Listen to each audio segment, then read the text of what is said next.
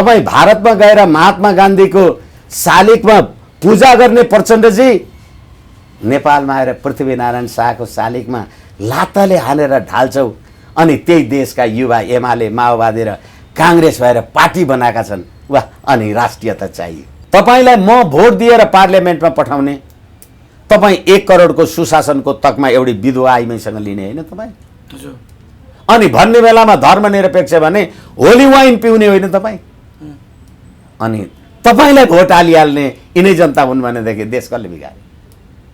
नेता कुदेर नेता हुन्छ, जनताले भोट दिएरै भएको। हेर्नु भएन प्रचण्डजी र केपी शर्मा ओलीजीको भनाभन, त जाली, त मूर्ख, त महाफटा भने, ए म मूर्ख भने त महामूर्ख। दुईटा जड्याले सडकमा झगडा गरे जस्तो यो देशको प्रधानमन्त्री, पार्टीका अध्यक्ष, नेपाली जनताले दिएको भोट कहाँ छन् नेपाली जनता? भनेपछि नेपालमा धर्मनिरपेक्षता, सङ्घीयता र गणतन्त्र नै बीज वृक्षको रूपमा साबित हुन लागेको हो त तपाईँ के भन्नुहुन्छ? साबित हुन लागेको होइन, साबित भयो।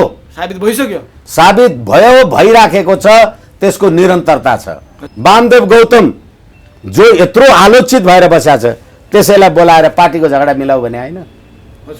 अनि यो देशको राष्ट्रपति त नेपाली जनताको राष्ट्रपति होइन रहेछ नि? हो, सयौं थुङ्गा फुलका एउटै माला हामी। त्यो मालामा आबद्ध गर्ने के हुन्छ? संवैधानिक राज संस्था हुन्छ, सर्वधर्म समभाव सनातन हिन्दू राष्ट्र नेपाल हुन्छ, राष्ट्रिय एकता अखण्डताका प्रतीक पृथ्वीनारायण शाह हुन सक्छ।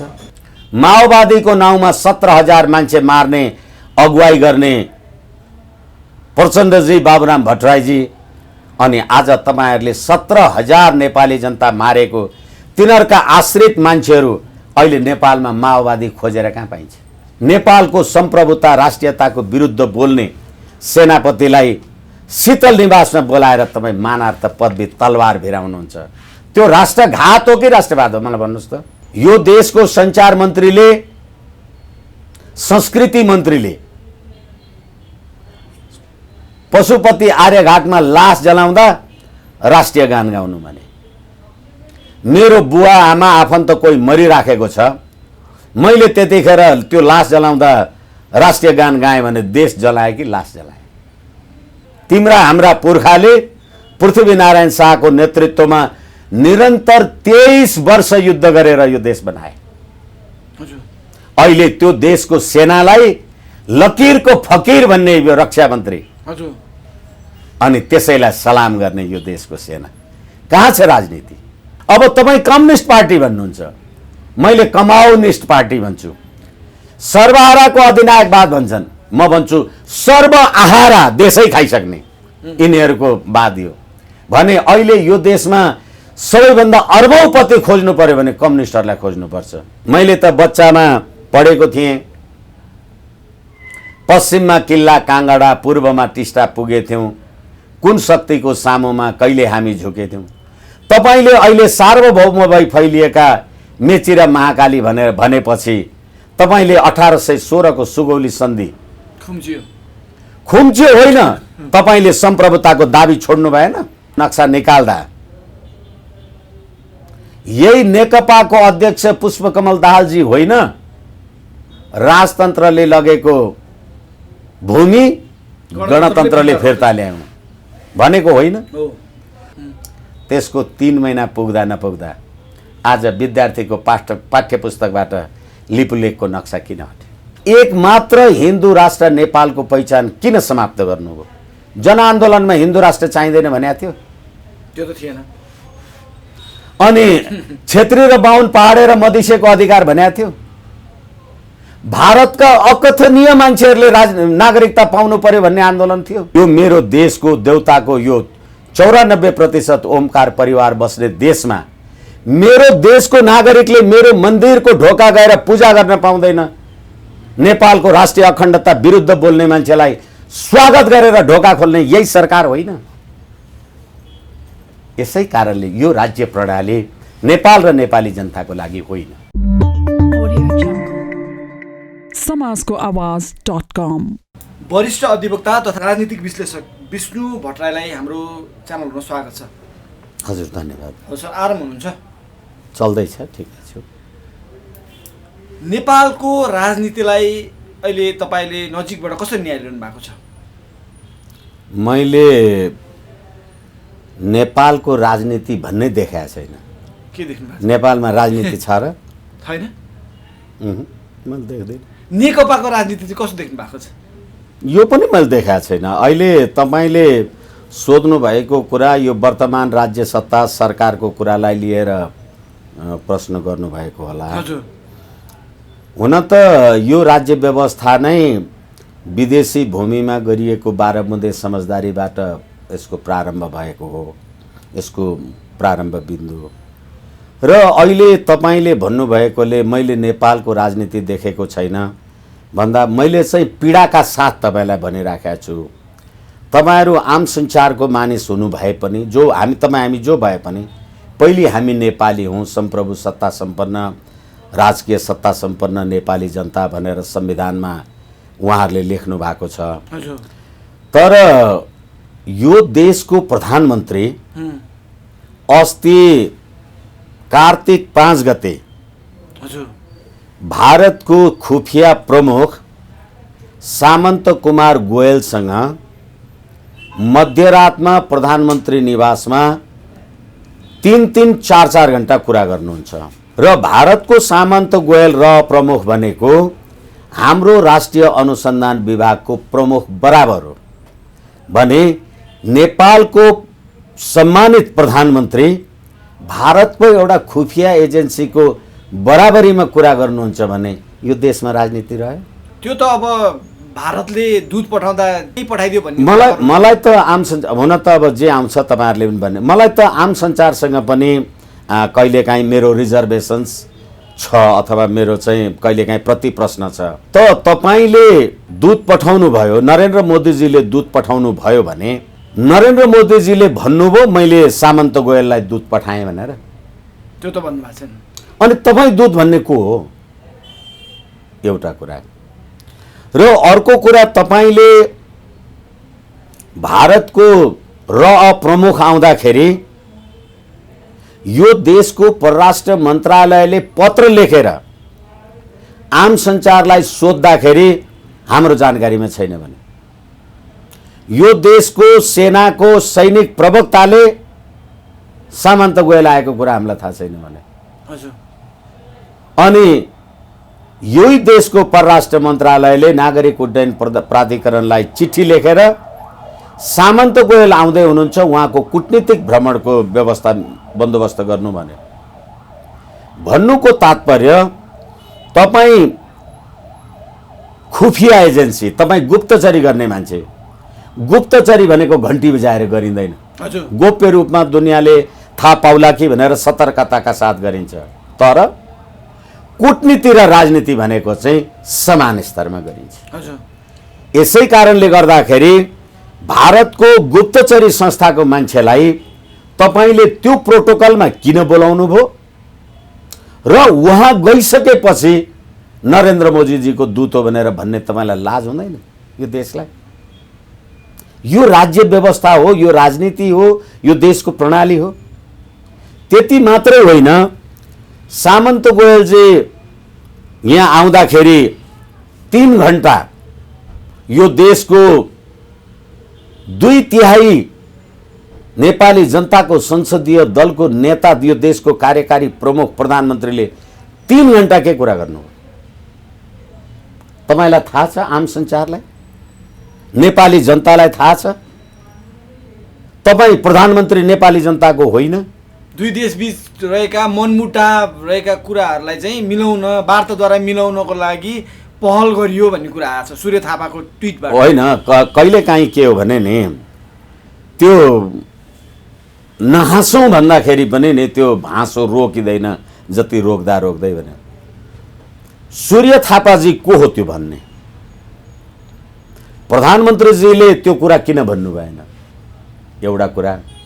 र अर्को कुरा, सामन्त गोयलजी गएपछि भन्नुभयो, सामन्त गोयलजी हुँदै किन भन्नु भएन? फेरि तपाईँलाई म अर्को कुरा भनौँ, नेपालको कूटनीतिक आचार संहिता 2068 को दफा 4(1 को व्यवस्था के हो भने नेपाल सरकारका मन्त्री, संवैधानिक पदाधिकारी वा अन्य उच्च पदाधिकारीले विदेशी सरकारका मन्त्री, राजदूत, उच्च अधिकारीसँग भेटघाट गर्दा परराष्ट्र मन्त्रालय र विषयसँग सम्बन्धित मन्त्रालयका प्रतिनिधिलाई राख्नुपर्छ। हजुर सामन्त गोयल यो अधिकारीभित्र पर्छ? निश्चित रूपमा पर्दैन। हजुर कसरी पर्दैन? यही आचार संहिताको दफा 4(3) भेटवार्ता शिष्टाचार बाहेक समकक्षीसँग गर्नुपर्छ। सामन्त गोयल र केपी शर्मा ओलीजी समकक्षी हो? हाइरार्की, समान हाइरार्कीको मान्छे हो? हुँदै होइन नि। त हुँदै होइन भने कसरी वार्ता गर्नुभयो? मलाई यो कुरा भन्नुहोस् न।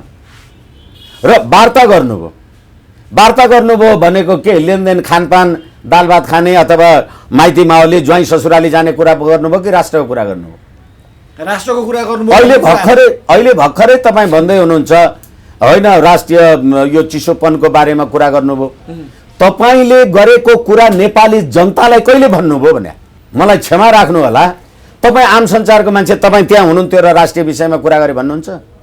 त्यो त प्रधानमन्त्री होइन, तपाईँ अनुमान गर्दै हुनुहुन्छ। हजुर होइन भने त्यही प्रधानमन्त्रीको पार्टीको हजुर प्रवक्ताले सार्वजनिक रूपमा भन्नुभयो यो प्रधानमन्त्रीजीले असल कुरा, राजनीतिक कूटनीतिक कुरा गर्नु भएन। त्यही पार्टीको प्रवक्ताले प्रधानमन्त्रीजीको कुरालाई प्रोटोकलसँग दाँजेर हेरेर राष्ट्रको स्वाभिमानसँग दाँजेर कुरा गर्नुहुन्छ भने, अनि प्रधानमन्त्रीजीको सल्लाहकार भएर जागिर खाएको, मेरो घरमा पालेको, अब आजकल त कुकुर भन्यो भने अलि रिस हुन्छ होला, डगीले भुक्यो भने उसको के गल्ती भयो भने? यस कारणले गर्दाखेरि तपाईँले भने जस्तो ठिक छ, मुलुकको चिसोपनाको बारेमा कुरा गर्नुभयो भने पहिलो कुरा प्रोटोकल के भयो? दोस्रो कुरा तपाईँले देश हितको बारेमा कुरा गर्नुभयो भने परराष्ट्र मन्त्रालयलाई किन थाहा भएन? तेस्रो कुरा परराष्ट्र मन्त्रालयलाई पनि थाहा भयो भने नेपाली जनतालाई सुसूचित किन गर्नु भएन? के यो देशको सम्प्रभुता तपाईँको पेवा हो? पृथ्वीनारायण शाहले विक्रम सम्वत 1825 देखि यो राष्ट्रको एकीकरण गर्दाखेरि कसैको बपौती हो यो? त्यसकारण गर्दाखेरि अहिलेको दुनियाँमा, यो दुनियाँमा नेपाली जनताको चेतना हेरेर मलाई पीडा लाग्छ। हजुर तपाईको राष्ट्र, राष्ट्रियता, राष्ट्रिय एकता, अखण्डता, स्वाभिमान अनि तपाईको सम्प्रभुतासँग जोडिएको लिपुलेख, लिम्पिया, धुरा र कालापानीको प्रश्नको बारेमा अहिले एउटा राष्ट्रिय गीत आएको छ। हालाकि यो तपाईले राष्ट्रगान बनाउनु भएको छ कि मृत्युगान बनाउनु भएको छ मलाई थाहा छैन। यो देशको सञ्चार मन्त्रीले, संस्कृति मन्त्रीले पशुपति आर्यघाटमा लास जलाउँदा राष्ट्रिय गान गाउनु भने, मेरो बुवा आमा आफन्त कोही मरिराखेको छ, मैले त्यतिखेर त्यो लास जलाउँदा राष्ट्रिय गान गाएँ भने देश जलाए कि लास जलाए? कहाँ राजनीति सोध्नुहुन्छ तपाईहरु मलाई? कहाँ छ राजनीति? त्यति मात्रै होइन, सयौं थुङ्गा फूलका एउटै माला हामी नेपाली, सार्वभौम भई फैलिएका मेची महाकाली। त्यो सयौं थुङ्गा फूल फुल्ने फुलबारी कसले बनायो? तिम्रा हाम्रा पुर्खाले पृथ्वीनारायण शाहको नेतृत्वमा निरन्तर 23 वर्ष युद्ध गरेर यो देश बनाए।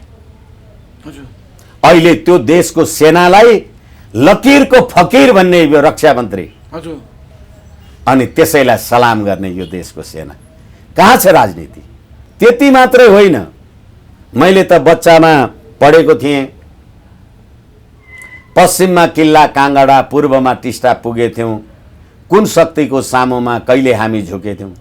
तपाईले अहिले सार्वभौम भई फैलिएका मेची र महाकाली भनेर भनेपछि तपाईले 1816 को सुगौली सन्धि खुम्च्यो होइन, तपाईले सम्प्रभुताको दाबी छोड्नु भएन। चाँदनी दोधा र महाकाली भन्दा पारीको भूभाग तपाईको हो कि होइन? यो राष्ट्रिय गान हो। यो राजनीतिका कुरा गर्नुहुन्छ। अनि त्यसै गरेर त्यो फुलबारीमा फुलेका फूल कसले फुलायो त्यसलाई? अनि त्यो फूलमा त्यो माला सयपत्रीको मात्रै माला, मखमलीको मात्रै माला, कमलको मात्रै माला, तुलसीको मात्रै माला कि सम्पूर्ण फुलको माला? सम्पूर्ण फुलको माला हो भने तपाईँले संविधानमा के लेख्नुभयो?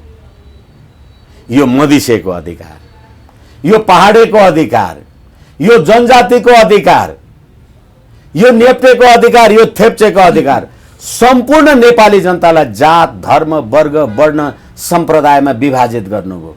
अनि एकताको सूत्रको माला कसरी हुन्छ मलाई भन्नुहोस् न।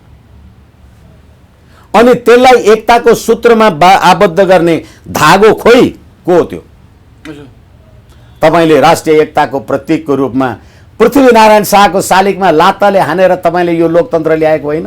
आज तपाईँ यो संविधान बमोजिम प्रधानमन्त्री नियुक्ति भएको 3 वर्ष पुग्दा नपुग्दा हाम्रो राष्ट्रिय अनुसन्धान विभागको सहसचिव स्तरको मान्छेसँग रातभरि सँगै फोटो खिचेर वार्ता गरेर बस्नुहुन्छ। कहाँ गयो तपाईँको राष्ट्रियता? पीडा लाग्दैन तपाईँहरूलाई चाहिँ? नेपाली जनतालाई पीडा लाग्दैन? यो देश उनीहरूको होइन भने यसकारणले गर्दा त्यो राष्ट्रिय एकताको प्रतीक के हुन सक्थ्यो? तपाईँको हिन्दू राष्ट्र नेपालको पहिचान समाप्त गर्नुभयो। म तपाईँलाई निवेदन गर्न सक्छु, संसारमा लगभग 100वटा राष्ट्रहरू क्रिस्चियन राष्ट्र छन्, 47 राष्ट्रहरू मुस्लिम राष्ट्र छन्, एउटा हिब्रू राष्ट्र इजरायल, 12वटा राष्ट्र बुद्धिस्ट राष्ट्र छन्। एक मात्र हिन्दू राष्ट्र नेपालको पहिचान किन समाप्त गर्नुभयो? जनआन्दोलनमा हिन्दू राष्ट्र चाहिँदैन भनेको थियो? त्यो त थिएन। अनि क्षेत्री र बाहुन पहाडे र मधिसेको अधिकार भनेको थियो? भारतका अकथनीय मान्छेहरूले नागरिकता पाउनु पर्यो भन्ने आन्दोलन थियो। सिङ्गै भगवान बुद्ध जन्मेको देश, तपाईँको खल्तीमा त्यो नोट हुनुपर्छ।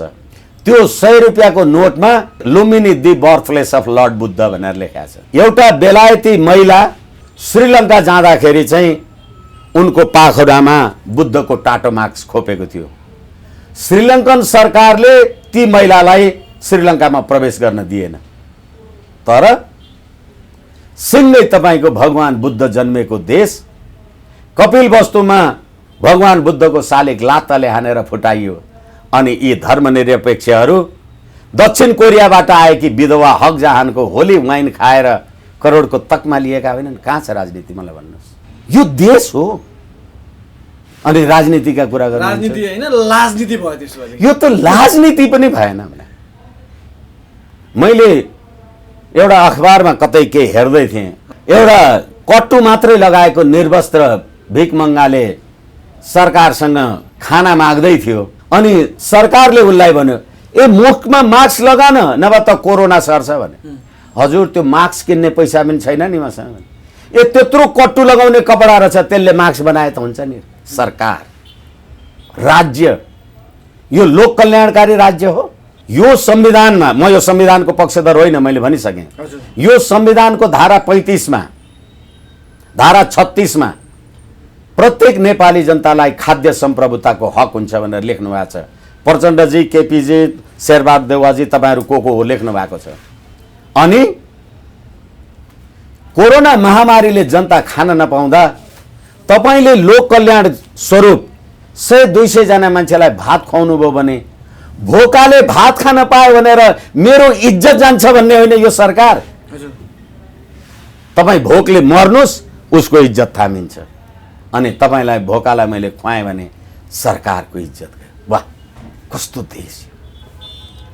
यतिखेर पनि नेपाली जनता तिमीलाई कर तिरिराखेका छन्। किन तिर्ने?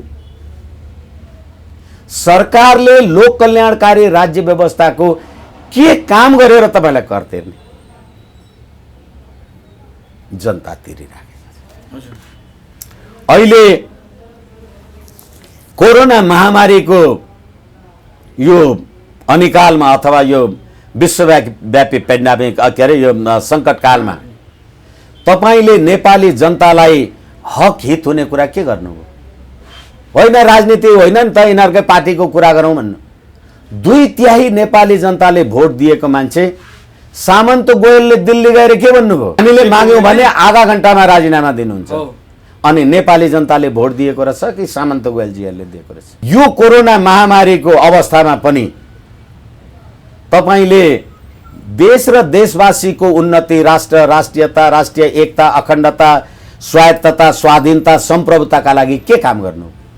तँ प्रधानमन्त्री हुने कि म प्रधानमन्त्री हुने, हजुर तैँले लुटेर खाने कि मैले लुटेर खाने। हजुर सर्वहाराको अधिनायकवाद भन्ने तपाईँ, संसदीय प्रजातन्त्रको संविधान लोकतन्त्र ल्याए भन्ने तपाईँ, सी चिनफिङ विचारधाराद्वारा हाम्रो पार्टी चल्छ भन्ने तपाईँ।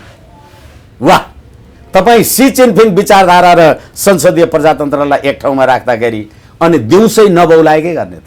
हजुर हेर्नु भएन प्रचण्डजी र केपी शर्मा ओलीजीको भनाभन, त जाली, त मूर्ख, त महाफटा भने, ए म मूर्ख भने त महामूर्ख, दुईटा जड्याले सडकमा झगडा गरे जस्तो। यो देशको प्रधानमन्त्री, पार्टीका अध्यक्ष, नेपाली जनताले दिएको भोट, कहाँ छन् नेपाली जनता? दुईटा पार्टीको एकीकरण भएको थियो, यो पदका लागि सत्ताका लागि एकीकरण भएको भन्ने कुरा जनताले बुझिसकेका छन् है। एकछिन, समाजको आवाजलाई म विनम्रताका साथ निवेदन गर्न सक्दछु। मैले धेरै आम सञ्चारलाई भनेको छु, यो पार्टी कहिले एकीकरण भयो? एकीकरणै पो भएको छैन। यो नेकपा माओवादी, नेकपा एमाले, हजुर त्यो दुईटै एमाले र माओवादी छोडेर नेकपा भनेको। तपाईँ माओवादीको अध्यक्ष प्रचण्ड पार्टीको अध्यक्ष हुँदै हुनुहुन्छ, हजुर म एमालेको पार्टीको अध्यक्ष केपी शर्मा ओली म पार्टीको अध्यक्ष छँदैछु। तपाईँको बुहारी बिना मगर त्यो मन्त्री छँदैछ माओवादीको, मेरो एमालेको मान्छे पनि त्यो के अरे यो ईश्वर पोखरेल चाहिँ त्यो मन्त्री छँदैछ। पार्टी कहाँ मिल्यो मलाई भन्नुहोस् त, कहाँ मिल्यो मलाई भन्नुहोस् न? पार्टी नै मिला छैन। हो, यसैले यो मन मिलेको होइन, मत मिलेको भोट पाउनका लागि। यस कारणले गर्दाखेरि र फेरि म आम सञ्चार मार्फत यी तमाम एमाले र माओवादीलाई विनम्रताका साथ निवेदन गर्न सक्दछु। माओवादीको नाउँमा 17,000 मान्छे मार्ने अगुवाई गर्ने प्रचण्डजी, बाबुराम भट्टराईजी, अनि आज तपाईँहरूले 17,000 नेपाली जनता मारेको तिनीहरूका आश्रित मान्छेहरू अहिले नेपालमा माओवादी खोजेर कहाँ पाइन्छ?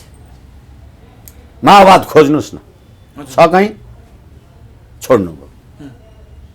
अनि केपी ओलीजी अर्बौंको भ्रष्टाचार लगायतका गतिविधि अथवा व्हाइट बडी काण्ड भन्नुहोस् अथवा ललिता निवास जे भन्नुहोस्, अब ती सम्पूर्ण कुराको आहालमा चुर्लुममा डुब्नु भएको छ। तपाईँलाई सत्तामा पुर्याउने एमाले चाहिँ खोइ। अब तपाईँ कम्युनिस्ट पार्टी भन्नुहुन्छ, मैले कमाउनिस्ट पार्टी भन्छु। सर्वहाराको अधिनायकवाद भन्छन्, म भन्छु सर्वआहारा देशै खाइसक्ने यिनीहरूको वाद हो भने अहिले यो देशमा सबैभन्दा अर्बौंपति खोज्नु पर्यो भने कम्युनिस्टहरूलाई खोज्नुपर्छ। म त पुँजीवादी विचारधाराको मात्रै भयो त, विचार मात्रै छ, खल्तीमा पैसा छैन। अनि त्यसै कारणले गर्दाखेरि अहिले कम्युनिस्ट पार्टी के कम्युनिस्ट? मार्क्सवादी, लेनिनवादी, स्टालिनवादी, ख्रुश्चेभवादी, चाओवादी, चावेनलाईवादी, के कम्युनिस्ट? एकछिनलाई मान्नुहोस्, मेरो नाउँ विष्णु। के विष्णु भने? विष्णु त हजारौं छन् नि। अनि भट्टराई छैन, जात थरै छैन, सिधै यो पार्टी हो। अनि तपाईँ राजनीति भन्नुहुन्छ। यस कारणले गर्दाखेरि 62-63 को आन्दोलन पछाडि तपाईले नेपाली जनताका नाउँमा जे परिवर्तन गरे भन्नुभयो होला, आखिर तपाईले राष्ट्र, राष्ट्रियता, राष्ट्रिय एकता, अखण्डता, स्वाधीनता र सम्प्रभुतालाई समाप्त गर्नु। म तपाईलाई आधिकारिक र उदाहरणका साथ भन्दैछु। हाम्रो देशको पार्लियामेन्टले लिपुलेख, लिम्पियाधुरा र कालापानीको नक्सा निकाल्दा यही नेकपाको अध्यक्ष पुष्पकमल दाहालजी होइन राजतन्त्रले लगेको भूमि गणतन्त्रले फिर्ता ल्याउनु भनेको होइन हो। त्यतिखेर पार्लियामेन्टबाट त सरिता गिरी बाहेक, सुजाता कोइराला बाहेक त सबैले त्यो समर्थन गरेका थिए नि। त्यसको 3 महिना पुग्दा नपुग्दा आज विद्यार्थीको पाठ्य पुस्तकबाट लिपुलेखको नक्सा किन हट्यो? ल्याउनु भयो तपाईले लिपुलेख, लिम्पियाधुरा र कालापानीको नक्सा हटाएपछि अनि मात्रै सामन्त गोयल काठमाडौँ आयो। राजजी, यो कुरा बुझ्नुहोस् तपाईहरु। त्योभन्दा अगाडि आउन कसले रोक्यो? पहिले कुरा गर्दा त कोरोना महामारीको कुराले गर्दा हामी आउन सकेनौं भन्थे नि। के यो 6-8 महिनाको दरमियानमा भारतका उच्च पदस्थ मान्छेहरू संसार घुमेका छैन? अस्ति अमेरिकाको परराष्ट्र मन्त्री माइक पोम्पियो लगायतका मान्छे भारत आएनन्। त्यतिखेर जब कोरोना नेपालमा सुरु भएको पनि थिएन, कोरोना महामारीपछि कुरा गरौँला भन्थ्यो भारत। अहिले कोरोनाले दिनमा सयौं मान्छे मर्न थालेका छन् नेपालमा। तपाईँले नक्सा हटाएपछि त सामन्त गोयल आयो त। राष्ट्रियताका कुरा गर्ने है, सम्प्रभुताका कुरा गर्ने, राजनीतिका कुरा गर्ने। त्यति मात्रै होइन, जसले हामीले हाम्रो राष्ट्रिय त्यो संसदबाट हाम्रो नक्सा निकाल्दा विरोध गर्ने सरिता गिरीलाई त पार्टीबाट कारबाही गरेर निकाल्नुभयो। 3 महिना पछाडि सरिता गिरीले जे भनिन् अहिले किताबमा नक्सा हटाएर त्यही कुरा गर्नुभयो कि भएन? सरिता गिरीले राष्ट्रघात गरेको थियो र उसलाई पार्टीबाट निकालेको हो भने केपी ओलीले राष्ट्रवाद गर्नुभयो?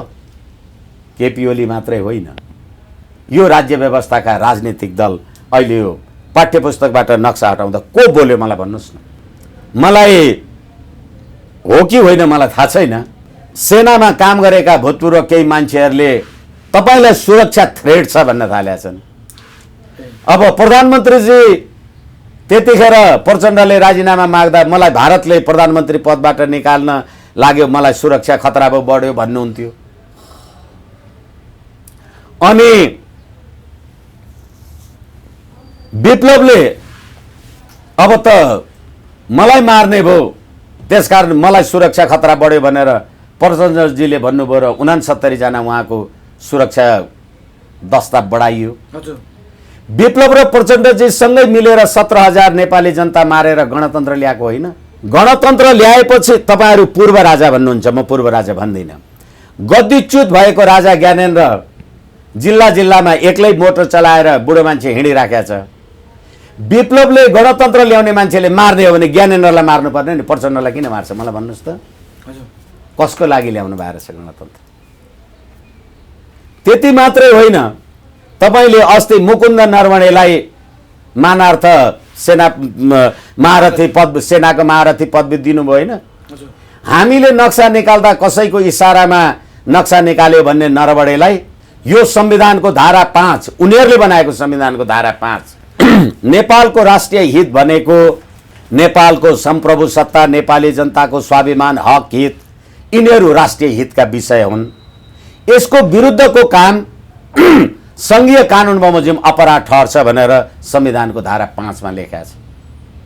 नेपालको सम्प्रभुता, राष्ट्रियताको विरुद्ध बोल्ने सेनापतिलाई शीतल निवासमा बोलाएर तपाईँ मानार्थ पदवी तलवार भिराउनुहुन्छ। त्यो राष्ट्रघात हो कि राष्ट्रवाद हो मलाई भन्नुहोस् त? त्यही कुरा राजु बस्नेतले गरेको भए जेल जान्थ्यो। राष्ट्रिय झण्डा जलाउनेलाई तपाईँले के गर्नुभयो? पाखण्डपन। अहिले तपाईँले कोरोना महामारीको नाउँबाट सम्पूर्ण देवताका मन्दिरहरू बन्द गर्नुभएको छ। तपाईँ मन्दिर जानुभयो भने कोरोना लाग्छ अरे, ढोका थुनेको छ। मुकुन्द नरवणे आउँदा पहिले कहाँ जानुभयो? कुमारी मन्त्री। कसले खोल्यो ढोका? ढोका कसले खोल्यो मलाई भन्नुहोस् न? अनि पशुपतिको दर्शन गर्नुभयो उहाँले, कसले खोल्यो ढोका? यो मेरो देशको देवताको यो 94% ओमकार परिवार बस्ने देशमा मेरो देशको नागरिकले मेरो मन्दिरको ढोका गएर पूजा गर्न पाउँदैन। नेपालको राष्ट्रिय अखण्डता विरुद्ध बोल्ने मान्छेलाई स्वागत गरेर ढोका खोल्ने यही सरकार होइन? दुख्दैन तपाईँहरूलाई? पीडा हुँदैन? त्यति मात्रै होइन, तपाईँले गणतन्त्र ल्याउनु भएको छ। हेर्नुभयो होला नि, सैनिक जग्गी अड्डामा पृथ्वीनारायण शाहको शालिग राखेको छ। 2टा सेनापति, हाम्रो सेनापति पूर्णचन्द्र थापाजी र मुकुन्द नरवणे यसरी बस्नु भएको छ अनि उहाँ कुरा गर्नु भएको छ। अनि के अरे धर्मनिरपेक्ष राष्ट्र, पहिले देवताको मन्दिर दर्शन गर्न गयो नरवणे। अनि दोस्रो गणतन्त्र, पृथ्वीनारायण शाहको शालिगको तल बसेर उनीहरू वार्ता गर्छन्। यो कस्तो गणतन्त्र हेर्नुहुन्छ? हेर्नुभयो के ल्याउनु भएको छ यो देशमा? अनि राष्ट्रिय झण्डा डढाउँछन्, नेपाली टोपी डढाउँछन्।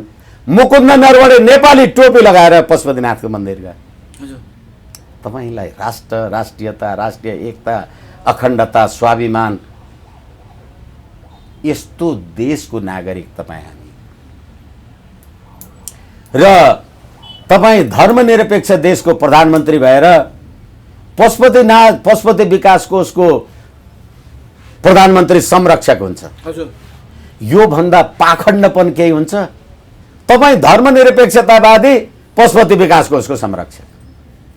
दिस इज हिपोक्रेसी, पाखण्डपन। हजुर, अनि यसकारणले गर्दाखेरि नेपाली जनताको धर्म मान्न पाउने हक, नेपाली जनताको राष्ट्र, राष्ट्रियता, स्वाधीनता, सम्प्रभुता, मधेस इज नट नेपाल भनेको सुन्नु भएको थियो तपाईँहरूले? 62-63 को आन्दोलनमा मधेस इज नट नेपाल भन्ने नारा लागेको थियो। तर जसले मधेस इज नट नेपाल, मधेस नेपाल होइन भन्यो, त्यही मधेस नेपाल होइन भन्ने मान्छेसँग केपी शर्मा ओलीजीले सम्झौता गर्नुभयो कि भएन सिके राउतसँग? तपाईँ नेपाल बनाउँदै हुनुहुन्छ कि के गर्दै हुनुहुन्छ? यो अवस्था, यो परिदृश्य, यो पृष्ठभूमि, यो काम कारबाहीमा यो देशको तपाईँले 2/3 बहुमत दिएर संसद त बनाउनु भयो। तपाईँको संसदले के गर्यो? रोटी र बेटीको नाउँमा अर्बौंको जनसङ्ख्या भएको भारतीय मूलका मान्छेहरूलाई बिहा गरेकै नाउँबाट नागरिकता दिनुपर्छ भन्नुभयो होइन? भोलि रका 4000 5000 केटीहरू सरिता गिरी जस्तै बिहा गरेर आएर चुनाव उठेर आए भने, पार्लियामेन्टमा आए भने, राजु बस्नेत जस्ता मान्छे त सडकमा झाडु बढार्दै हुन्छन्, विदेशीको हुन्छ पार्लियामेन्ट। त्यति मात्रै पनि होइन, अहिले तपाईँले गुठी विधेयक पार्लियामेन्टमा ल्याउनु भयो, गुठी विधेयक पास गर्न सक्यो सरकारले। अनि यो देशको अदालतको कुरा गर्दैछु म तपाईँलाई। संसदीय सुनवाई अन्तर्गत सर्वोच्च अदालतको न्यायाधीशहरू पार्टीका संसद सदस्य भने त पार्टीको सदस्यसँग शपथ ग्रहण गरेर आउँछन्, धर्मनिरपेक्षको संविधानको शपथ ग्रहण गर्छन्। र सर्वोच्च अदालतले एउटा मुद्दामा फैसला गरेको छ, यो 74/8/64 गतेका दिन, धर्म संस्कृति सम्बन्धी कुरामा। होइन, हाम्रो देशको सभ्यता, संस्कृति, धरोहर, मन्दिर यिनीहरू चाहिँ समाप्त भयो भने राष्ट्र समाप्त हुन्छ भनेर फैसला गरेको छ।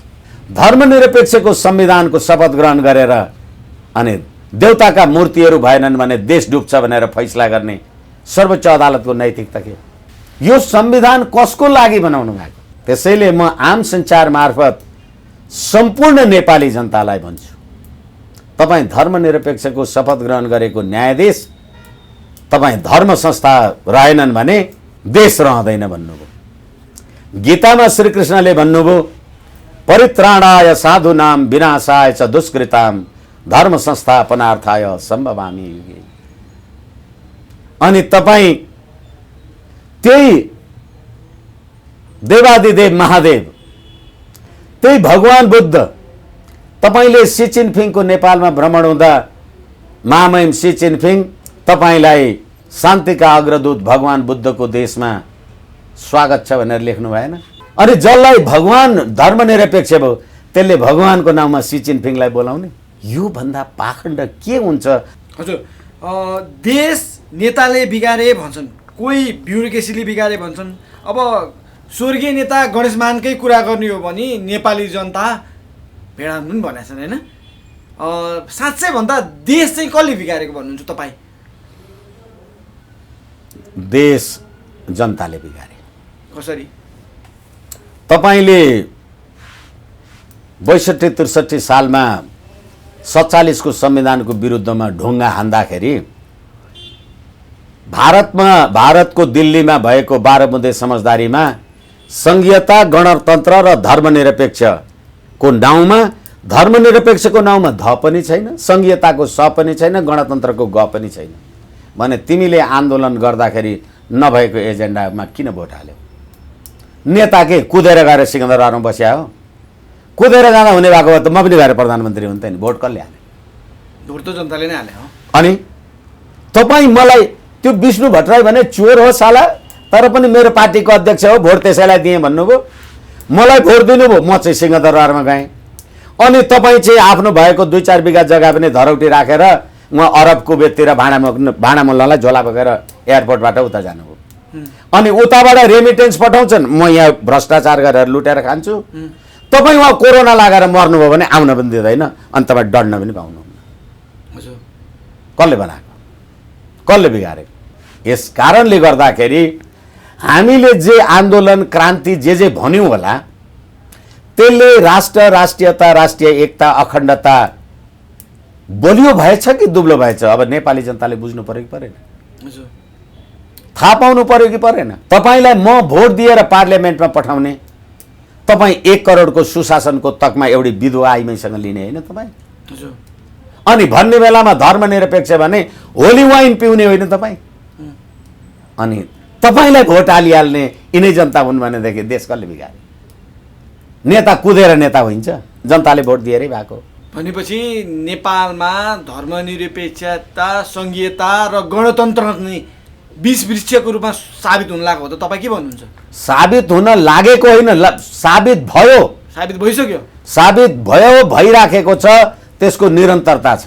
हजुर र नेपालको राष्ट्र, राष्ट्रियता, राष्ट्रिय एकता र अखण्डता, स्वाभिमान, शान्ति, समृद्धि 250 वर्षको यो मुलुकको इतिहासमा राष्ट्रिय झण्डा डढेको देख्नु भएको थियो?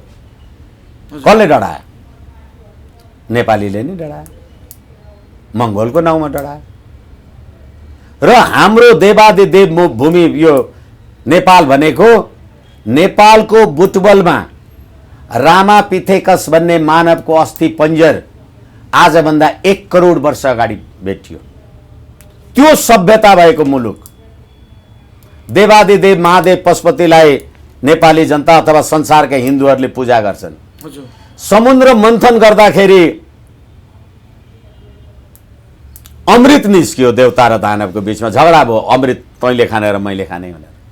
अनि अमृत खायो अरे, फेरि समुद्र मन्थन गर्दा विष निस्क्यो। कसले खाने विष? विष त कसैले खाएन। देवादिदेव महादेवले हलाहल विष पिउनुभयो हजुर र उहाँ सर्पमा घाँटीमा सर्प बेरेर नीलकण्ठ कहलाउनु भयो। तर विष खाने चाहिँ भगवान भयो, अमृत खानेहरू कहाँ मरेर सिद्धिए? हेर्नुहोस् त। त्यसैले राज्य सत्ता भनेको हलाहल विष पिएर जनता बचाउनुपर्छ। यस्तै हुन्छ राज्य सत्ता, सामन्त गोयललाई खुट्टा ढोग्ने। नेपालका राजाहरूको कुरा गर्ने हो भनेदेखि म तपाईँलाई एउटा उदाहरण दिउँ। हालाकि यो कुनै रेकर्डेड कुरा होइन। तत्कालीन नेपालको राजा महेन्द्रले पूर्व पश्चिम राजमार्ग उद्घाटन गरेपछि त्यसको 2-3 महिना पछाडि दिल्ली जाँदा महामहिम प्रधानमन्त्री इन्दिरा गान्धीजीले राजा महेन्द्रलाई भन्नुभयो, यो भारत र नेपालको सिमाना पर्ने ठाउँमा तपाईँले आफ्नै राजमार्ग उद्घाटन गर्न पाउनुहुन्छ, हामीलाई किन सोध्नु भएन भनेपछि राजा महेन्द्रले भनेछन्, तपाईँले त त्यहाँ नेपाल र भारतको सिमाना भन्नुभयो, मैले त यो कोठाभित्र नेपालको देखिराखेको छु भन्नुभएछ। म्याडम गान्धी त चकित परिन्, के भनिराखेको छ यो मान्छेले? तपाईँ यहीँ वरिपरि हेर्नुहोस्, नेपाल देख्नुहुन्छ, यहीँ छ नेपाल। यसो पछाडि फर्केर हेरेको हाम्रो गोर्खा रेजिमेन्टको केटा खुकुरी भिरेको टोपी लगाएर इन्दिरा गान्धीको गार्ड भएर बसिराखेको छ। अहिले पनि 40,000 तिम्रा हाम्रा भाइ छोरा भारतको स्वाधीनताको रक्षा गर्न सिमानामा लडिराखेका छन्। मुकुन्द नरबडे हामीले नक्सा निकाल्दा चीनको इसारामा निकाल्ने हो भन्नेलाई यहाँ बोलाएर सलाम गर्नुहुन्छ तपाईँ? अनि देश कसले बिगार्यो? नेताले बिगार्यो, जनताले बिगार्यो? सो दिल्लीमा 12 बुँदे समझदारी गर्दाखेरि तपाईँको घर सधैँ कमजोर भयो भने न म सधैँ तपाईँकोमा झगडा लगाइराख्न पाउँछु। यो देशमा पहिलो पटक तपाईँले बनाउनु भएको राष्ट्रपति रामवरण यादवजी, त्यतिखेर प्रचण्ड प्रधानमन्त्री हुँदा त्यतिखेरको बालवाला सेनापति निकाल्नलाई भन्दा रामवरण यादवजीले मान्नु भएन। अनि होइन म भैँसी चराउन आएको मान्छे, भैँसी गोठालो नै हुन्छु, तर यो कुरा मान्दिनँ भन्नु। म त्यतिखेर एउटा पार्टीको कार्यक्रममा हेटौँडा पुगेका थिएँ। त्यहाँ महेन्द्र चोकमा महेन्द्रको शालिग निकालेर गौतम बुद्धको शालिग राखेर छ।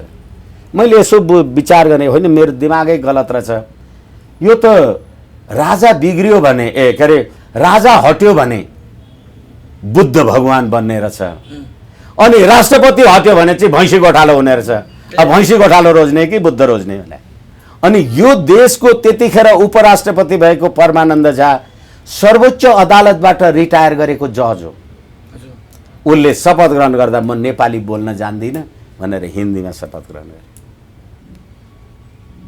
अहिलेको विद्यादेवी भण्डारी त्यो नेपालको राष्ट्रपति भनेको पद होइन, राष्ट्रपति भनेको संस्था हो। हजुर राजतन्त्र भनेको ठाउँमा तपाईँले गणतन्त्र ल्याउनु भएपछि अहिले पार्टीको कार्यकर्ता हो विद्यादेवी भण्डारी कि नेपालको राष्ट्रपति हो? वामदेव गौतम जो यत्रो आलोचित भएर बसेको छ त्यसैलाई बोलाएर पार्टीको झगडा मिलाऊ भने होइन। हजुर अनि यो देशको राष्ट्रपति त नेपाली जनताको राष्ट्रपति होइन रहेछ नि।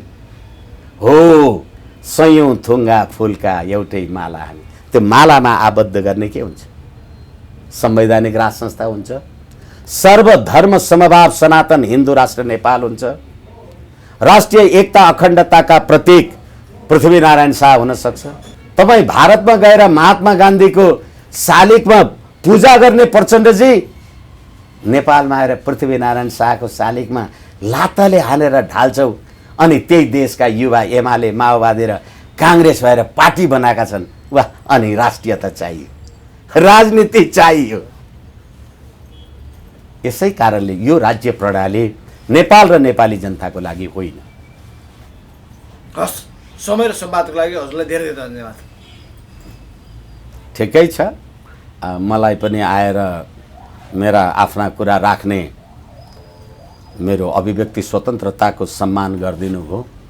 तपाईँहरूको आत्माभित्र रहेको परमात्मालाई प्रणाम गर्दै म मेरा वाणीलाई विश्राम दिन्छु। धन्यवाद। समाजको आवाज.com